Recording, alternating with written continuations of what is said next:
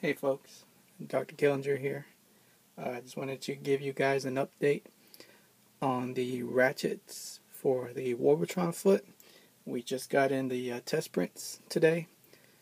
As you can see, they're in black. Look really nice, really good in black. I've already got one installed in this foot right here. You can see in there. And it's a perfect fit. ATP did a great job on this. I've already ratcheted it about 20 times and it holds up really, really well. And you can hear the ratchet as I click this.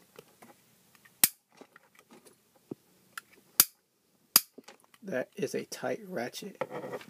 And thankfully, since it's in a different material that's not that brittle plastic that Warbotron used,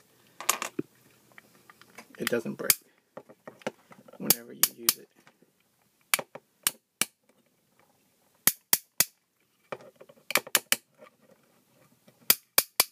I figure if it hasn't broken by now, after as many times as I completely ratcheted this thing, it's not going to break once you guys get it installed, and it's going to hold up Warbotron pretty darn good. Way better than the sanding method or the yellow ones that came stock with it.